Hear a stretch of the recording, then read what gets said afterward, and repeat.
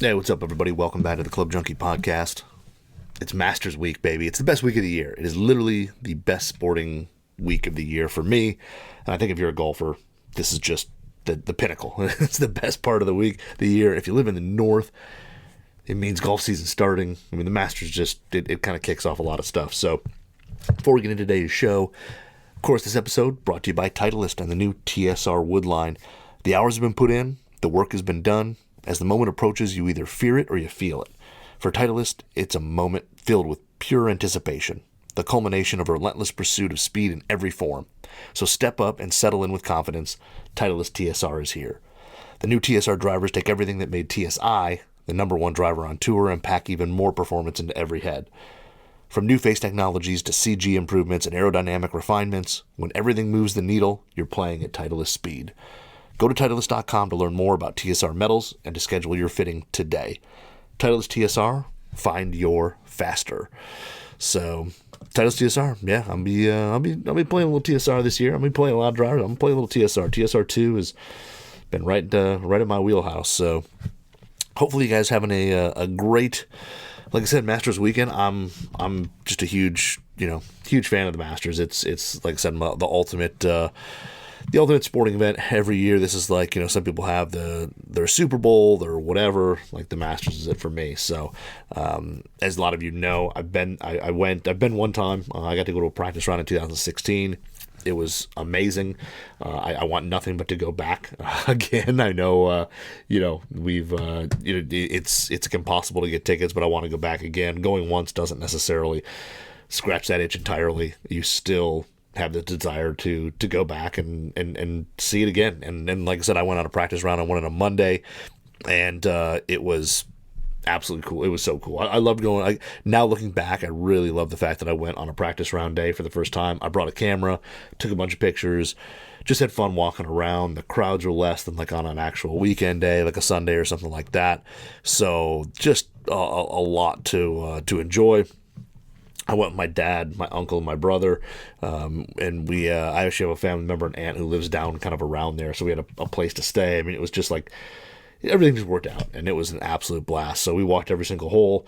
We got there at, when the gates opened at 7:30 or whatever time it was, and then we didn't leave till 6 or whatever it was. I mean, it was, we stayed the whole day. We did it all, ate all the food. I tried a pimento cheese. Not typically my thing. Actually, it wasn't too bad. I don't mind it. I don't mind it at all. And for $1.50 or whatever it was, hey, I'll take a couple of those while walking around the course. But just a really special thing. And like I said, I really want to go back. It was just cool. I mean, everybody there, you could tell, just knew it was special. And I think I've told the story before. It was amazing to watch.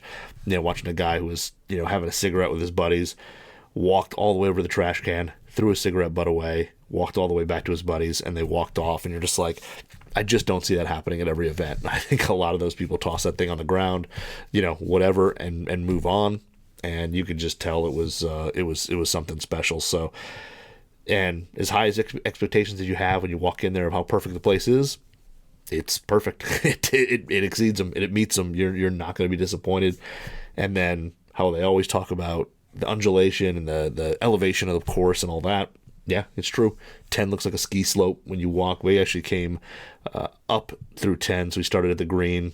And actually, we got to the green, and Jordan Spieth and some other guys were coming through and playing on their practice rounds. So we watched them, and then we walked up 10. And walking up 10, I mean, it looks like a ski slope. It's monstrous.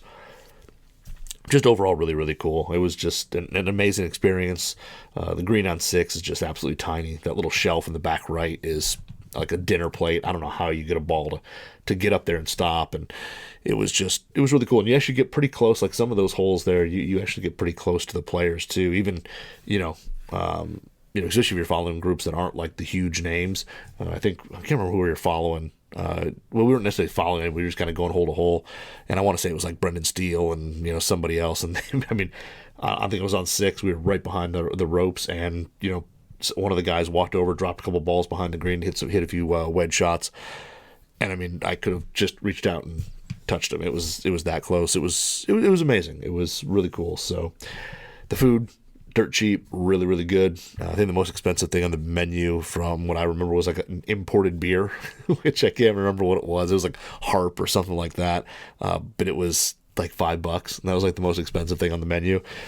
I tried literally as much as I could. I think I ate one of everything, and I don't know if I spent more than $30. It was just crazy. So if you ever get a chance to go, you have a chance to get some tickets, no matter what it is, whatever, definitely try to make it down there and go. It is really special, and if you're a golfer, it definitely will. It's a bucket list thing. It's crazy. So I'm excited. Watch the par 3 today. I enjoy the par 3. I know some people it gets a little, for me. I like the par 3. It's interesting because you get to see these guys being a little more laid back, a little more open, having some laughs, whatever, before things get real serious today. But I enjoyed watching the par 3, the kids and kids hitting balls, whatever. I mean, that part I don't really care that much about. It's more, seeing those guys have fun, seeing them relaxed. And then also, you do see some good golf shots as much as you do see, kids playing in a sand trap. You do see a lot of really good golf shots, and it's amazing watching the precision those guys have from, shots that are on, well under, 120 yards, 115 yards and under. I mean, how many balls, how many, what do they have, 3 hole-in-ones this year? What's his name? Seamus Power had 2 in a row on 8 and 9. They had, or 4, I think, Scotty Scheffler had 1 on 9. I mean, it was just, but not even like the hole-in-ones, which is kind of crazy they have so many, but how close and how many balls almost lip out, how many get within an inch or 2 or a couple inches. I mean, these guys are firing at these pins and getting the ball to hit, check back up, come back. And I mean, the things that the quality golf shots they hit and all that, it's still on display. I mean, if you're a patron there, you're watching it at home, it's still amazing to watch, to see how good those little wedge shots are and how good, even when they're not fully focused, fully dialed in, they're still hitting the ball to mere inches or, mere feet, and they're playing these kind of big undulations off the green and getting the ball to come back. It's just really cool to see. And then, this year with the updated par 3 course, I don't follow the par 3 course as much, so it was a little harder to tell exactly, how different a lot of these things were, but it was fun to watch, and I enjoy it. And tomorrow I'm going to watch, or today, Thursday, I'm recording Wednesday night. Thursday I'm going to be watching into, as soon as coverage comes on online, I'm going to watch, and then as soon as it comes on TV, I'm going to watch that. I'll be watching literally all day. And I guess I'm going to go into the office tomorrow. I don't typically like going to the office on Masters Thursday just because, I've got to then offend people by watching the Masters on one of my monitors. And listen, people come up and, maybe give me a little crap or whatever, but hey, it's I work in the golf business. I got to know what's going on. So I've got to watch it and see what goes on. And that's my excuse. So if anybody comes up and, gives me crap about it or whatever, hey, I got to do this. I'm working, but I'll be watching the whole time. And it's just, it's fun. It's something I look forward to every year. I am a little bummed that this year it falls on Easter. It falls on Easter. If you are a religious person, practice that, whatever. I mean, I have family who are more religious people than I am, but they still like to get together on Easter weekend. So Saturday I do have plans. Sunday, at the moment, I don't. And typically, if it's not religious holiday that weekend, I don't. I'm not doing anything. I'm not going out and hanging out with you. I'm not coming up. Maybe after, like 7, 8 o'clock, maybe I'll do something then. But while the tournament's on, don't bother me. Don't set up plans. I know my wife has been amazing in my golf addiction and all that, and letting me pretty much get away with a whole lot when it comes to golf. And she even knows that Saturday and Sunday pretty much don't try to make plans during the day or anything like that. I'm not doing them. So I'll be sitting in front of the TV watching golf. But that's how it is. I mean, like I said, my wife is, the whole like I said thing. You guys got me moving on it. She just she understands, and she'll watch a little bit with me or whatever. But she, but I made it clear when we first met that, hey, I'm a golfer. I'm addicted to this game. I'm addicted to the equipment side, all that. I love everything about it, and there's going to be things about it that you probably won't like as much in terms of my addiction, but it is what it is. So anyway, we're getting close here to getting out and golfing. I can't wait. My league starts up in 2 weeks. On the 20th is the first day. tonight we're all going to meet up at an X Golf, which is a simulator place here. I know they're spread out all over, but I don't know how many places have X Golf. It's a place with simulators and all that. And they've got, a bar or whatever, so you can, have a couple beers, hang out with your buddies, play a round of golf on a simulator. They also have other stuff. You could go and set up the driving range and just hit balls.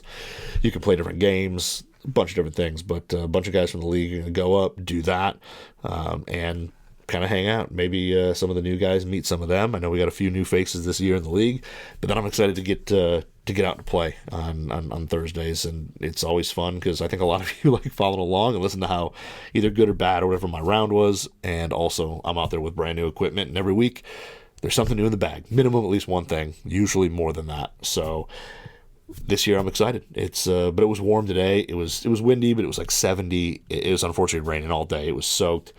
I did drive by though.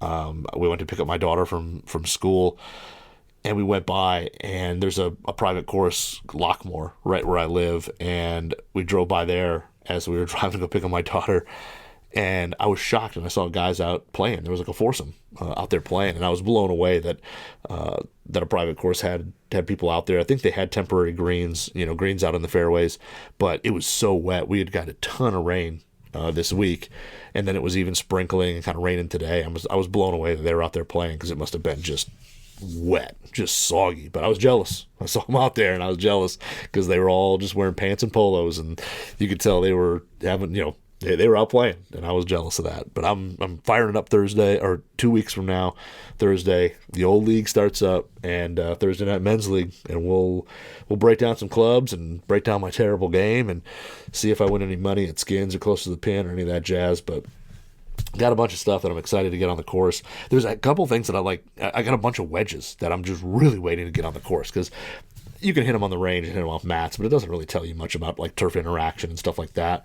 So I've got, RTX 6. I got those brand new Callaway Jaws full toe and raw full face wedges. I got an Adele wedge, the new P grind that they came out with. I've got another wedge coming, which isn't in yet, that I'm excited to hit. I've got, is that it at the moment? I think maybe. I'm kind of looking up in the sky to see what else is up there. That may be it at the moment. But those are all like kind of the new wedges out. So a lot of new stuff to hit. Super excited. Like, so wedges out there are, it's so much better on the course. You get a better feel for spin out of the rough, spin off the fairway, any of that stuff. And then, the irons, I've got the new Adele SMS Pros. I've just got 7 pitching wedge, but I really want to hit them off the turf because the sole on it has pretty cool bevel, and I want to see how that turf interaction wise. And getting it out early will have some soft conditions. So I've only got 7 iron pitching wedge of those, but I think just getting those two out and hitting a few shots in some soft conditions will be really interesting to see how they play, and I'm pretty excited to see what they'll do because they look really, really cool. So I'm kind of holding off on those. I've been hitting a ton of shots indoors with them. And then, of course, just a bunch of other stuff. The one update I'll give on some tinkering that I've been doing. I know, you guys probably know I'm a big fan of the Ping Eye crossover. So I've got the Eye crossover for my 4-iron, and I've really been a big fan. I don't love how it sounds and feels, and I think it's got a hair too much offset in terms of the shape, but it performs. It gets the ball up in the air and it goes. So I really like it. It's in the bag right now. I did pull out the toe weight, and there's access to the inside of the head, and I did put just like a dab of hot melt right behind the face on the sole, and it did quiet it down a little bit. It took away some of the ting to it, so it's got a little more of a crack. It's still firmer than I would like in terms of the feel of it, but it did mute a little bit of that metallic kind of ting to it that could rise up, especially if you don't hit it absolutely dead center flush. So that did help. I think I'm going to take it down. I was measuring it. It's a touch longer than the other 4-irons I've built up for utility irons, so I might cut it down a little bit more and maybe toss just a hair more hot melt into this thing and see if that can really improve the sound and feel a little bit. Still playing at 1 degree up, so 23 degrees, still in the bag. At the moment, there's not a whole lot of stuff that is set in the bag right now, but that is one of them. So, well, at least for now. The Cobra's making a hard charge, but right now the Ping is still beating it. But today we're going to talk about 2 different clubs, one of which I'm really excited to to do more with, to get out on the course, all that. I have, I've got a full set here to mess around with, and then another one's a hybrid. So a hybrid that I was super impressed with as soon as I saw it, and then but I was super impressed when I saw it, but I was hadn't had a chance to hit it a ton yet. Until just recently, I've gotten out there and got it out in a few range sessions to hit it. So I'll be excited to see when I get that out on the course as well. And that's the other thing too, like all the stuff that I've talked about, like I'm gonna get it on the course and play it and see what works, what doesn't, and then I'll have a bag set, or not a bag, but like a kind of gamer idea by like middle of the summer. And then I'll still keep messing around with stuff, and I'll never play the same stuff. I'll shoot a great round in my league or whatever, and then I'll still switch stuff out because it's just what I do. But anyway, we'll get into clubs we're talking about today. The first one we're going to talk about is the new Cobra King Tour. So this is the replacement to the Cobra King MIM or MIM or however you want to pronounce it, that came out a couple years ago. I think it ran on the line for about 2 years, but the Cobra MIM Tour, which was kind of like a metal injection molded type construction. It was a little bit different. They moved on, no MIM anymore. We're running with full forged on these bad boys. So the King Tour is kind of, there's the blade, there's the cavity back, and then the King Tour is next in line. And they basically, this is the same one that Ricky's playing. I think Justin Rose had a couple of these in the bag set up with the CB and MB that he was playing. But these things, Cobra's basically going to say you're going to see these anywhere in a bag from a tour player all the way up to, they list it as a 7 handicap. So I'm about 2 off. I'm a 9, 9.5 right now. So I'm a little off where this fits, but I played the MIM Tour, the King MIM. I really liked it. I got around with it just fine. I thought it was actually pretty forgiving. And now hitting this brand new one, they haven't changed a ton. When you look at the back, you know exactly what it is. It sure doesn't say MIM anymore, but the King Tour, you kind of know what this iron is as soon as you see it, and it's basically a slightly larger kind of cavity back, but they do actually cut a little slit behind the face to add a little bit of speed. And add a little bit of forgiveness there, and they fill it with like a TPU insert to bring the feel back. So instead of being just a big solid chunk like the CB, they do pull a little bit of that face material away. And, so like I said, it adds a little bit of stability, adds a little bit of speed, all that to kind of help out. So, like I said, I'm a big fan of last year's. This one here, I thought the shaping on last year's was really, really good. A little bigger blade in terms of when you look at this compared to like, a true forged CB or whatever.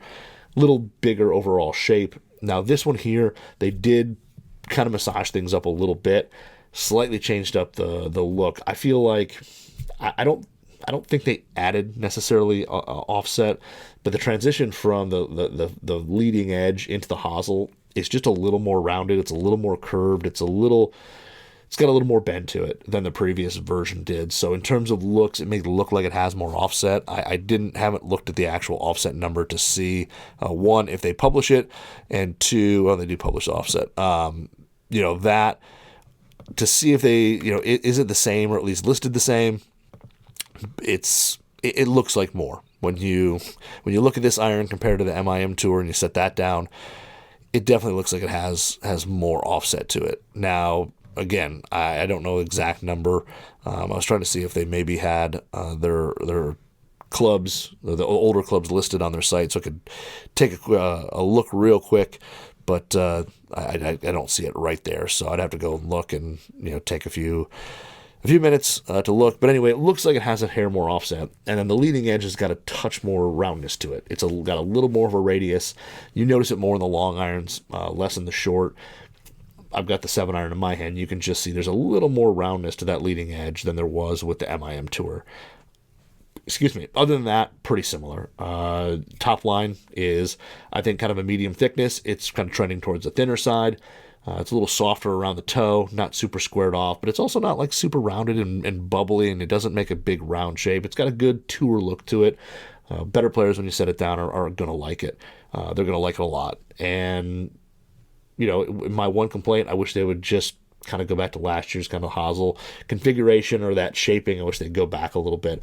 Other than that, I think it looks really, really good. The back badging is a little more clean, mostly silver, a little bit of black. I think much cleaner than the MIM Tour, which I know, again, I don't really care that much about the badging in the back of it. It is what it is, and I don't see it when I'm hitting the ball, so it's only there in the bag. But I think these look pretty classy. I think they did a good job kind of simplifying these up while still making them kind of stand out a little bit. But yeah, forged head, slot in the back. Other than that, not a crazy amount of crazy amounts of tech packed into these things. So, but really good. I've been hitting them a lot. I was really excited to hit them because I liked last year's, so it was inevitable that I wanted to hit these ones, and did. So these things here now. With the shaping, they do say it has reduced offset. So I need to build up my MIM Tours. They're just heads right now sitting in a drawer. I need to build up the 7 and kind of do a little comparison to them. But they said reduce offset. I don't know. It looks like there's that hair more to my eye, but that's just me. So anyway, hitting these, sound and feel is really good. I think they're very soft. They've got a good solid kind of thud to them when you hit them hit dead center. Are they as buttery soft as, say, I'm trying to compare, what did I hit recently that was, are they a CB type softness or MB when you hit them dead solid?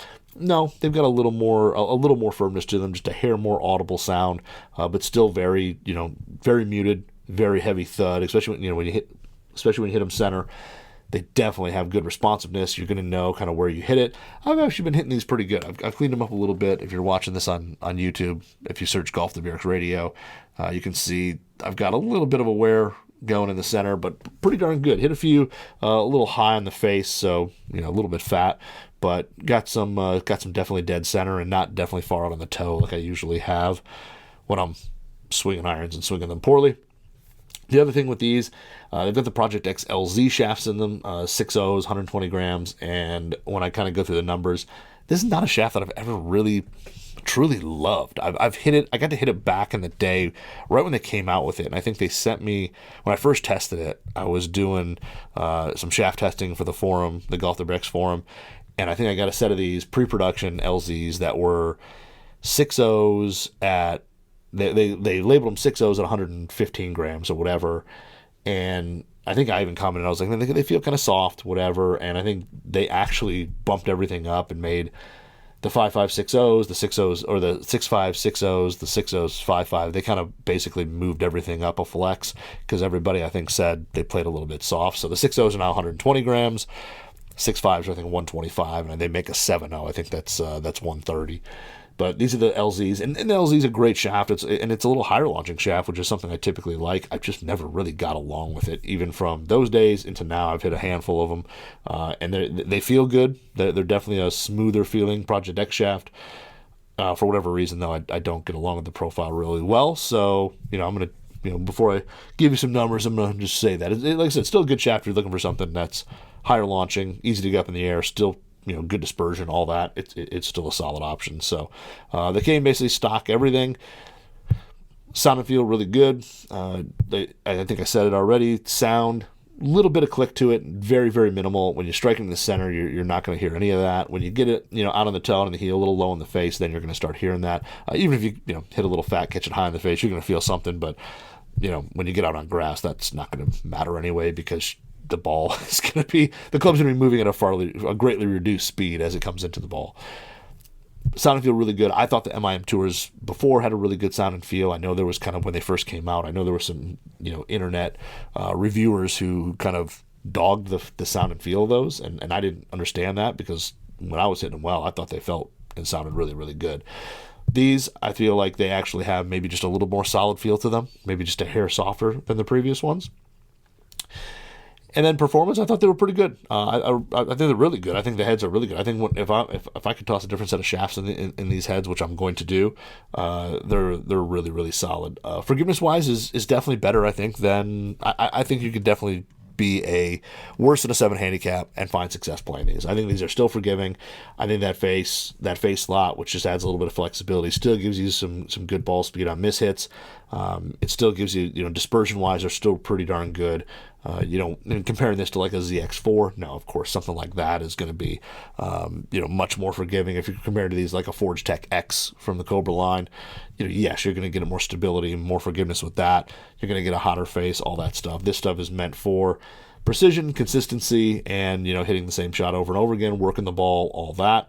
Me, working the ball, I don't really, I'm just trying to hit it kind of in my little window. I'm trying to hit it straight. I'm trying to hit maybe just a slight draw. If I could fade it, it would be great. But it's really easy to do. I mean, this thing, it's definitely not something that wants to turn over hard. It's an equal opportunity right and lefter. It pretty much wants to go straight, but you can hit it right. You can hit a little bit left. And if you know what you're doing and you're hitting those shots under control, you're going to have kind of controlled little fades, little cuts with no problem. Flighting it down, hitting it high, I just want to kind of get it up in the air. So for me, these things launch pretty easily. I wouldn't say they're crazy high launching. When I look at them, they're definitely easier to launch than I thought they would be. Usually, a club like this comes out a little flatter. I think these things are pretty easy to launch. And also, I kind of feel like last year's maybe sponged a little bit more than these, but these aren't crazy low spinning heads either. These things aren't going to, you're not going to catch a bunch of weird flyers because they have zero spin coming out of the rough or anything like that. They're going to have good control, be able to work the ball, and a good player is going to be able to flight them up, flight them down, kind of hit all the shots that you want to hit. I mean, if Ricky, Justin Rose, you guys on tour are going to play them and they're hitting different shots all the time, then you can do it too. Sole width isn't crazy wide. It's got a little more, I don't want to say meat to it, but it's not crazy narrow. It's got a little sole to it, which is okay. I'm good with that.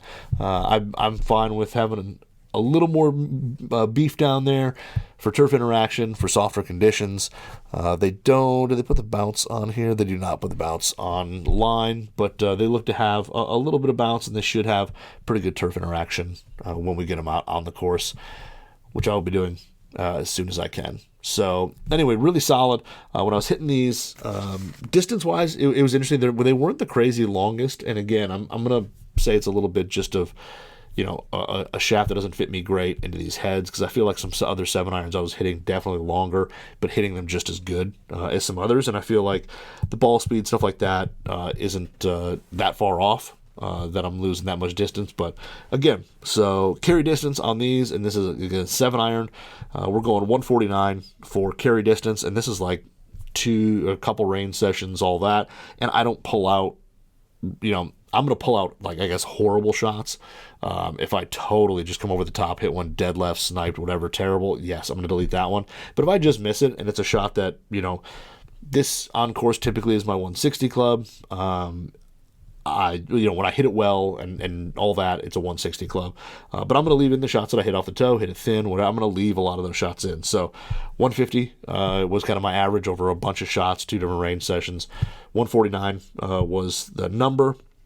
Spin rate was a little bit higher than some other irons. I'm hitting at 5,810 was the average in terms of spin. It's a little bit higher spinning than some of the other irons. I know I've hit some of the more distance-oriented stuff as well, which is pretty low spin. That number's typically I've seen been in the 4s, but just under 6,000. I kind of like having a little bit of spin. For me, typically it helps get the ball up in the air, and then also hitting shots out of the rough. You tend to have a little bit more control, and you have a little bit better ability to stop the ball in the green for me. As long as it doesn't get too crazy high, and then you start balls ballooning up in the air and falling out of the skies. But spin on this 5,810. Ball speed 107.2, which again, kind of comparing this to other irons in kind of a similar category. It's pretty darn close. I was hitting these against that Adele SMS Pro. It was like 1 mile an hour slower. But I was, yardage wise, I think that was like a one. I think I was hitting the Adele Pro like 1 yard farther. It was just, a different, one of the same sessions, and then another one which was different. But head to head, they were pretty darn close. But like I said, ball speed 107.2, the club head speed right around 83.3.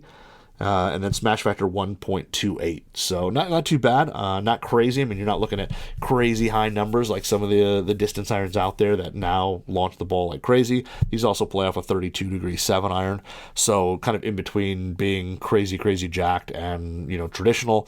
I know I played last week. We talked about the JPX 923 Tour, which was a 34-degree 7-iron, and then the JPX 923 Forge, which was 30 degrees. So kind of falling in between those two. A smash, and then launch angle 22.1, which was actually a little bit higher. I was kind of impressed. I thought these, I said, a little easy to get up in the air. I thought they were easy to get up, but they didn't go, crazy high. They weren't just going straight up and falling out of the sky. And then the apex was at 95 feet. So overall, just a really good iron. I really like them. I think if I went through and just switched out the shaft, put something a little different in there, I think these things here would be really, really solid and really close to and be one of those things that really competes for kind of a spot in the bag there. I'm still going to take them out on the course and play them. I was saying I definitely want to see the turf interaction, the sole, all that, and also see how they play. Because hitting balls in the range is great, but I want to get them on the course and see. The previous MIMs, I know I had, times with the range on them, and there were times in the range where I was hitting them going, man, these things have no hope. And then I go to the course and I play really well with them, and I'd hit them hit them really solid and all that. So I definitely want to get these out on the course and try them. But overall, I think a really good iron. I think if you're kind of looking for that, T100S, I230, I230s might be a little more forgiving than these, but ball speed wise, they're not monsters. So, but I think this thing plays kind of in that realm of like a T100S. In the TaylorMade line, it'll be kind of a little different. It's kind of going to play in between, I think, a 770 and the MC. It's going to be kind of that player's iron that's got just a little bit of help, a little bit of speed to it. So it's really good. But if you're somebody like, I wouldn't be totally intimidated by the number that Cobra puts out there, that you got to be better than scratch to a 7. I think you can be a little worse than a 7 and still get away and play these. I think they've got a little more playability to them than that number personally. But the Cobra King Tour's really solid, a good little kind of player's iron, and not intimidatingly small either. You can look down on it, and you don't look like you have to hit the needle on the head. You can miss a little bit and be okay. So if you want to check out more of the specs, go to cobragolf.com. But the King Tour is really good, and if it's good enough for Ricky, then it's better than it should be for me, because I'm even if Ricky's struggling, he's about 4.5 miles better than a golfer than I'll ever be. But good looking iron, good performing iron. Definitely check out the King Tour if that's kind of the club you're looking for. But excited to get those out. The next one to talk about, a little different. We're going to move into the hybrid arena, and a hybrid that I was super excited to. When I first heard about it, I was kind of like, okay, cool. It's got some cool tech to it. I know this brand is not known for hybrids, but I was excited when I heard a lot of the tech. I was on the tech presentation, and it was pretty cool. All the everything that goes into a lot of this these clubs, especially the woods that nobody thinks about. But it is the Mizuno, and it is the new STZ hybrid. So the STZ or the 230, however you want to call it. These are the ones with the blue soles that have Core-Tech in the soles, and the Core-Tech chamber, and just some cool design. When I got to have a presentation for everybody who, if you're a fan of Mizuno, Chris Vishal, who's kind of their head guy there. He is just one of the nicest guys in golf, but I got to do the kind of tech presentation with him, and him kind of breaking down a lot of this Core-Tech stuff. I've got actually the 3-wood. I've got 2 of the drivers. I just need more time to hit them, so I'll be talking about those soon as well. I just haven't got them out enough on the course or enough on the range, anything yet to really talk about them. But I'm hitting the hybrid because when you see hybrids, for me, I think the hybrid is the one club that just never photographs great. At least from the OEM side or anything like that. I feel like we here at Golf to BS, we try to give a little better in-hand photos. I know I'm getting better at it. Perfecting it is a little difficult. I know I used to kind of take shots a little too far down the line of the shaft, and it gave the head a little different look. I'm trying to get better at that. But the new STZ, the STZ 230, I saw the photos of it, thought, okay, looks fine, like a decent hybrid. Pulled it out of the box when it showed up. Super impressed. I think the shaping of it is really, really good. It's just got a good it's compact, but not so tiny where you just go, oh my gosh, I can't hit this thing. But it's got a good roundness to it. You see, to me, in the 19 degree, which is this one here, you see just enough loft, just enough face where you know the ball's going to get up in the air, but it's not too much where it looks shut. Sits pretty much dead square when you set it down. And then on the bottom, it's got the cool kind of Cortec chamber blue on the bottom, which is a kind of a pretty cool technology. They take all the weight out of that section. They fill it with a blue kind of polymer material, and then there's a stainless steel piece in there that actually has weight to it, and that's to bring back some of the weight, because I guess when you take all the weight and you shove it way far back and all that, hybrids get a little funky in terms of performance, so you definitely still need some of the weight there. And just but overall, I think Mizuno did a great shape on this STC. It just, to my eye, it fits it really well. It's not too squared off out on the toe. I know some people like a super squared off toe. This one's got a little bit of roundness to it. I think the amount of roundness to the actual head shape from face to back is really good. Just overall, it's got an adjustable, interchangeable hosel, which I kind of like. I really like that in the hybrid. I know with some people, they don't like the look. The hosel just looks really thick and big to them. Totally understand where you're coming from. But me, I like having that adjustment where you can kind of move it. If you have the 19 degree and you need to go to 20 or you need to go down to 18 or whatever, you can kind of dial it in for the gapping in your bag. And then with Mizuno, you can also go, if you keep it in the standard position, it stays in its kind of flat position where it's, I think 60 degrees lie. 57 degree lie in the standard mode. And then you can go 3 degrees upright, go to 60 if you want, while keeping it at 19 degrees. And that way, add a little draw, add a little left to it if you need to.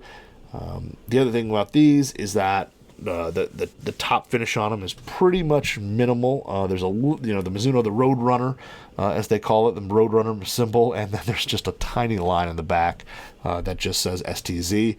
Overall, super clean, gloss black. Whole thing is black, and that blue core chamber on the sole just kind of looks cool. I mean, I think if you're walking through a golf shop and you see that sitting there, you're going to you're going to kind of want to see what that thing's about.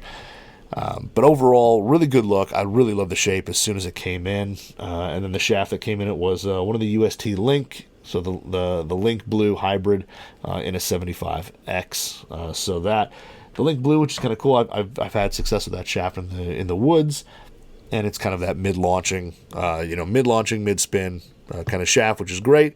But overall, I like the look, and when I set it down, it just fit my eye. So I was super excited to hit it.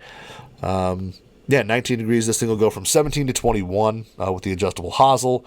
The lie basically will run from, the lie will run from 56 to 59 on the 19. So the 5 hybrid will go from 60 to 57, but the 19, which is the one I was hitting, will go all the way as flat as 56 up to 59. A good amount of adjustability on there, which is pretty cool, and just overall, I think a great looking shape. So out of the course, I thought it sounds and feels really good. It's got a high pitched metallic ting to it when you hit it. It just has that ting, which I think a lot of us expect from a hybrid. I don't think too many of us are looking for hybrids that have that heavy thud or thwack, but it's got a lively ting. It feels like the ball's really jumping off the face and really carrying some good ball speed. I feel like ball speed across the face is pretty darn solid. With hybrids, with me, especially hitting off the turf, I'm kind of all over the place. I'd like to think that I keep it in the center, but I'm center to, I'm a little bit heel, a little bit toe. I even get a little bit high. I get a little steep with some of these things, so I get a little high in the face. Sound is really good. The response, the sound is pretty responsive when you do miss it. The tone does change a little bit. Not anything crazy or whatever, but it does have just that slight tone change to let you know that you mishit it. And responsiveness is pretty darn good as well. You have to get a little farther out to really kind of feel it change a lot. It's still got that ting that kind of stays with it. I love the face is deep enough where you can hit it, feel like you can hit it off the tee with no problem when it's teed up, but it's not so deep where you're worried about hitting it off the turf. So overall, really good package. I like the sound and feel. I thought they did a really good job. And then performance-wise, it seems to be pretty good. Forgiveness-wise, it goes pretty straight, and it's not in the standard setting, which is basically what I was hitting at 19 degrees, standard kind of flat, the flattest setting it'll go. You can hit it a little bit left, but it is not a big left draw. This doesn't seem like it's a crazy big helping club. It plays kind of like a better player's hybrid. It wants to go a little straight. You can hit a little bit of draw with it. I won't say that it's like the craziest anti-left hybrid ever, but I don't think it's also something that a lot of players would hit and go, well, I can't control it. It just goes left on every shot. I just don't think it's that club. And I think keeping in that standard setting and keeping a little bit flat helps with that. And the players who do need to turn it over can crank up that lie and go 3 degrees upright with it and turn it over a little bit easier. But ball flight was pretty darn neutral. So I'm a guy who hits it left. I shut the face and I come over the top. And I've told you guys about 1,000 times. I can hit it left. I did hit it left, but not like good shots were pretty much straight. Maybe a hair draw to them because that's just kind of my natural shot shape. But it's very, very, very straight. I did hit a couple actually right that I just didn't release the club and they just kind of went straight right. So for the player who wants to kind of work it both ways or does a little bit of fade and doesn't want to lose that all, I don't think you have to worry about that. I think it's going to be neutral enough where you're going to get a club that's pretty darn neutral. It's not going to go crazy one way or another. And then flight, yeah, it was when I was swinging it well, it was easy to get up in the air, easy to launch. Did it go as high as my 7 wood? No, but it does. It seems like go a little farther. It doesn't. It's one of those things where I'm always in that thing where I love the 7 wood. I love how easy it is to hit off the deck. I love the fact that if I hit it off the deck into a green, it's going to stop. It's going to be on the green. Where a hybrid, I'm a little more cautious of that shot because the descent angle is shallower. But I also then when I get to the tee, which I use a hybrid of 7 wood a decent amount on the tee, especially in my league and some of those the courses I play, that I'm not as confident with the 7 wood, where I'm much more confident with the hybrid. So I don't know. I'm kind of always fluctuate. I love the 7 wood, but I also still love the hybrid. So I think this thing definitely still has a chance of staying in, or getting in the bag and staying there. But anyway, this here. Number-wise, so average carry, 199, which, again, best shots are a little bit farther than that. I feel like when I'm hitting it good off the tee, it's probably like a 220 club off the deck. It's probably a little bit longer than that. I mean, I had shots that were into the 210s, into the 210-ish, 206, 208, whatever. So I was longer than that on my best shots when I hit it good. And, again, I don't take out every bad shot and only hit the purest of the pure. I leave kind of it all in, and this is, again, kind of multiple range sessions on this thing. But 199, spin, 4,246 RPMs. Ball definitely never felt like it ballooned, or even if you kind of hit it to the right a little bit, it never felt like it was going crazy. It wasn't spinning crazy or ballooning up or rising up in the air or anything like that. It stayed pretty boring. Ball speed is 132.6, which I feel it's kind of fast. I'd have to go back and look. I almost should keep a chart of everything I've hit and numbers on them, so I kind of go back and compare. But 132.6 I felt was pretty fast. I think feels lively. Ball feels like it jumps off the face. And the smash factor at 143 is kind of justifies that. I think it's pretty good. And then ball speed, or my club head speed, 92.9 was my average. Launch was, again, a little bit lower than I thought. I felt like it maybe launched a little bit higher than the number suggests, but, it is what it is. 11.8 degrees was my launch angle, and that was all off the deck. I didn't hit anything off the tee, and usually off the tee I'm going to hit it a little higher. It's going to land a little softer, and it goes a little farther, and I do hit this thing off the tee a lot on the course.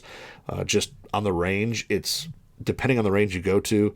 If I go to the one in Royal Oak, the lowest tee setting on the power tee is low. But if I go anywhere else, like to the Dome, whatever, they just have standard rubber tees there, so I'm not hitting it off there. So these are all off the deck, nothing off the tee here. And then apex of 81 degrees, which was actually pretty high. I thought that overall apex was pretty good. And I think a lot of that is credited to just, the ball going straight, to even having a couple shots in there that went to the right. And typically if I hit it to the right, I'm not releasing the club and I'm hitting a higher shot. It's just, dynamic loft. The face is a little open. Ball gets up in the air. It adds a little loft and it goes. So, but overall, I felt like the numbers were really solid with this. Compared to my 7 wood, which this and a 7 wood would be kind of the spot in the bag. I think it depends. I think if I'm playing St. Clair Shores, I feel like I want the hybrid, because I feel like there's no 7 wood shot that I'm hitting into a green. My 7 wood, I'm always probably hitting off the tee to, position myself on a par 4. So I feel like hybrid is a better play on that course. Where, even so, if I go to, my other home course, Bella Vista, I just don't hit that 7-wood distance into greens very much. Par 4s is probably going to be an iron. The par 5s are long enough where if I'm going to go for it on the drive, it's probably going to be full-blown 3-wood. And at that point, I'm probably not going that route. Maybe hole 3, I've hit hybrid to the front of that green, I think. But even that, you got to hit a really good drive down to the bottom of the little valley and then hit a good shot up. But there's just not, as I play more, I love the 7-wood. I love the consistency. I just don't hit it into the green that much. It's just on a distance that I find myself at going into greens. So it's either longer or shorter. So I think the hybrid is, especially this one with the shape, is making me kind of consider hybrid a little bit more to go in the bag. And when I play at the Shores, I'm probably going to play hybrid a little bit more. We'll see. We'll have to see. But overall, I'm really impressed. I think this STZ is really, really good. I really like it. And I want to get on the course. I want to play it. I want to hit it off the tee, see how it plays there, and see the kind of the consistency that it has from that shot, because I haven't been able to really test that one out yet. But overall, really liking the shape. I really like the sound, feel, and I think it performs really well. So if you're somebody like me who likes a hybrid that's got a little bit of size to it, it's not crazy big, but a decent amount of size, nothing crazy. It's got a little more roundness to it, and performs pretty well and all that. It's definitely worth looking at. I think Mizuno's been super underrated when it comes to fairways and hybrids, and this hybrid here I think is super, super solid. So I will definitely be taking this bad boy out to the course and giving it a run.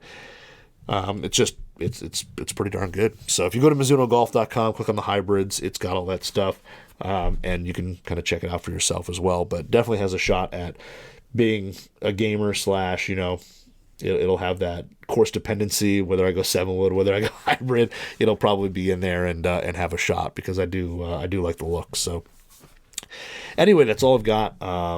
Please, I know I usually throw this out there earlier, but wherever you're listening to the podcast, if you could subscribe, like, whatever it is to help us, that would be awesome. I would truly, truly appreciate it. If you want to watch this on YouTube, search Golf WRX Radio. It's in there. I'm going to work on getting basically the playlist for all 3 podcasts that we publish, so you can just go in and listen to whatever one, whether it's mine, TG2, or Golf's Perfect Imperfections. But I'm going to work on that. But like I said, search Golf WRX Radio, and then on Instagram at Club Junkie Pod. Hit me up if you got any questions, your thoughts, anything like that, constructive criticism, whatever. Hit me up. I love talking to you guys. I think I'm going to do my Q&A today while watching the Masters, because I didn't do it yesterday. It was just kind of time got away from me. Had a personal thing going on in the morning, and then had to kind of catch up with work. So anyway, thank you for listening. Enjoy Masters week. Let's hope that we have a great Saturday, Sunday with some big names at the top and some stuff that some guys that start moving and shaking and making some things happen, and it's just going to be a blast. So I'm excited. Hopefully we see some stuff there. Hopefully the weather doesn't get too crazy. I know they're talking about rain and some other stuff. So hopefully the weather will hold off and we'll get a great tournament. So anyway, thank you again, everybody, for listening. Let's have a good weekend, and we'll see you next week.